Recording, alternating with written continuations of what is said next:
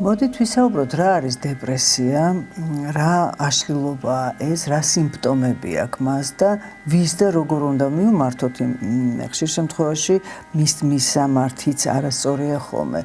მიდიან არა ვთქვათ ფსიქიატრთან, არამედ ნევროპათოლოგთან ან რომელიმე სხვა ექიმთანაც იმისათვის რომ დანიშნულება მიიღოთ. მელანქოლია, როგორც ჩვენ ვიცით, დოკუმენტალურად პირველად არისტოტელემ შემოიტანა ეს ტერმინი, მერე ჰიპოკრატემ გაიმეორა თავის სამედიცინო ტრაქტატებში. მაგრამ ჰიპოკრატემ იქ აღნიშნა ის უკვე რასაც ამბობდა არისტოტელე და გაიმეორა, ასე ვთქვათ, რომ მელანქოლია, მელანქოლიას ეძახიან, არის ორი ტიპის.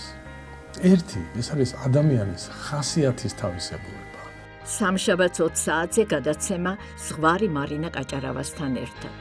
არ არსებობს გამოუვალი მდგომარეობა, ადამიანმა უნდა ითხოვოს დახმარება, როდესაც უჭირს. და ეს არ არის სირცხვილი, ეს არის ჩვენი ფუნქციაც, ეს არის ადამიანობის.